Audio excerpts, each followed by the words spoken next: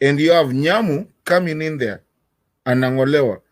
Is she a slave queen? Is she, what is happening? I mean, did she go to have, did she go in a, even if you still have a way of living your life as a national leader, especially, you're talking about that you are nominated senator.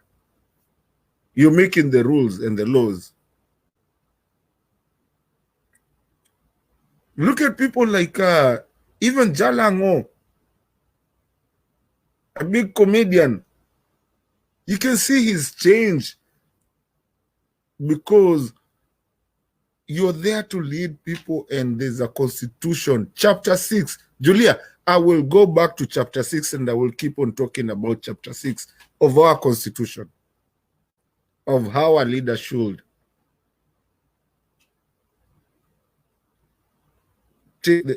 carry themselves.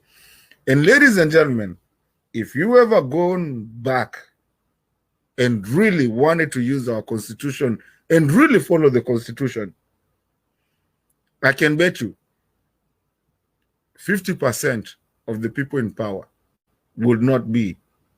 They are in power illegally per chapter 6 of our constitution.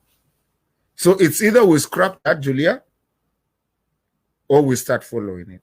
Wacha nimalizie hapo, Julia, bado nikiendelea kushika rada kule mko, because I just came in. Asante. Sasa unaongelea maneno ya chapter 6 of the constitution. Mi sijui ni nani wa Kenya kwanza naweza pita hiyo chapter 6 ya constitution, but these people knew.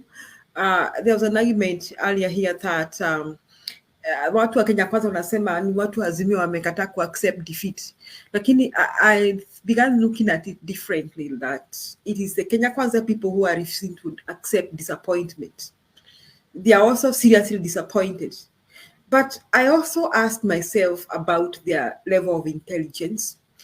Vile waniambiwa ati uchumi mashinani na pesa mashinani, na they were promised the Hustler Fund without structures. Where were they expecting the Hustler Fund to come from without structures? Now, why are they surprised with this Hustler Fund now? I'm not surprised. In fact, this Hustler Fund, the C Fund, it is just another scam to loot from Kenyan coffers.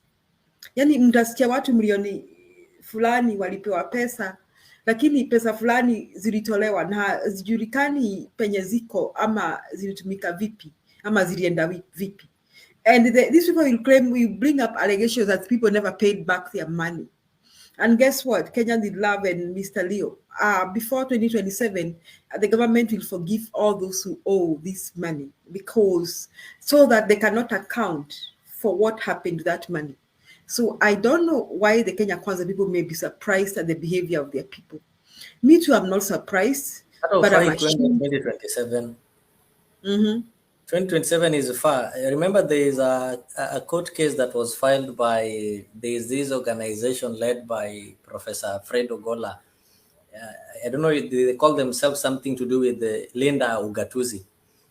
And such cases, when they go to court, they normally declare that they are normally satisfied as urgent cases, then they start acting on them. So this case has been pushed to February. The mentioning is going to be on February. Because if you look at the argument, they were arguing that this Hustler Fund doesn't have structures. There is nobody who is responsible that in case of anything you can go to and say, this office, Kenya with the lab is the one who is the CEO. These are maybe the signatories. These are people who are keeping the record. So they're just telling you it is online. Even Safaricom gives loan online. Like the Mshwari, you don't go to Safaricom office, but there are structures. They have their secretariat. They have somebody who is responsible, somebody who can be held accountable. So I think they know this thing is going to be declared illegal. So they push it February. By the time it will reach February, that amount that you're going to be told that people have been loaned outside there, no one will be able to verify. I normally get the updates of the number of people who've taken loan from their blogger Itumbi. So I don't know how he gets the information. And if you look at the report he's giving and the ones being given by that minister, and the ones that Ruto himself gives in the public rallies, they contradict. So no one knows the truth. So at the end of the day, you're just told this amount, you are borrowing 500, okay, they're saving for you, I don't know, 25, they've charged what. So this money is going to somebody's pocket. It is a scandal. It is a pyramid. So by the time we're reaching February, Kenyans will be told we can no longer continue with the Hustler Fund because this amount has been borrowed and people have not repaid it. When in real sense, you'll find that money has already been borrowed.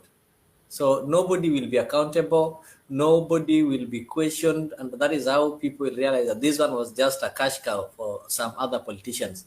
And you will wonder, where will the government get 50 billion to give you as a loan when they don't have money to subsidize basic things that you need? So it really beats logic, and we are really, we will not be shocked. I know few will be shocked to hear that it was a scandal, but they need to prepare themselves and know it is a scandal just waiting for its maturity date. And how did the money leave treasury? Hiyo pesa ilitoka, because we know there's something about budgeting. Kila mwaka tunasikia either tuko na kitu inaitwa supplementary budget, ama we have a budget and we know that this money has been budgeted for this 1, 2, 3. Now, if you people have watched videos being played of people, ile hazina pesa ya, I think it's called ya wazee inaitwa namna gani? What is the money called? The one that the retired people, I mean, when you wazee kabisa wanapatiwa hiyo pesa. It is Kibaki who came up with that. And it has been there over 8 years, right? It has been there almost close 10 years. Sijui ni pesa ya, I don't know how retirement fund. It is called, it has a name. But hao watu wajapokea pesa hivi sasa kwa miezi fulani. Now, we are still talking about hii serikali imetoa subsidy ya masomo. So next January, parents expect to pay so much. Now, the first thing this government did was to remove the subsidy for food, the subsidy for fuel, I mean, petroleum products. Now, see what they are doing. Now, on top of that, they can afford 50 billion? 50 billion, okay? Now, these people are thieves. I am beginning to think this Kenyan with love and Leo, that this government does not seem to expect to last long. So I think they are on a looting spree. Kama wangekuwa na mpango ya kwenda build 2027, why are they looting? How do they expect to survive beyond 2027? Unajua Ruto ameingia wakisema na Gachagua wakisema ati hakuna pesa treasury. How did Kibaki manage from Moi? Julia,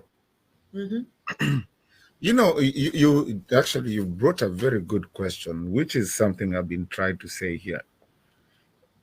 Julia, do you understand that the governments have been there? Do you understand that Uhuru had a government to run? And the infrastructure that he did, by the time he was leaving, all this, and Julia, allow me, because we are only 3 of us, watu wengine wakikuja, I'll go back, but having a conversation. Let me ask you, I don't know if people really go back and look that there's something when Kibaki left, that Kibaki, what did you remember Kibaki with?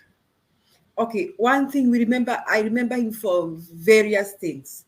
I think Kibaki is one who made NHIF work. And I think Kibaki, we know him for universal basic education, primary school education, free primary school education. And hiyo kitu alifanya the same month he came to power.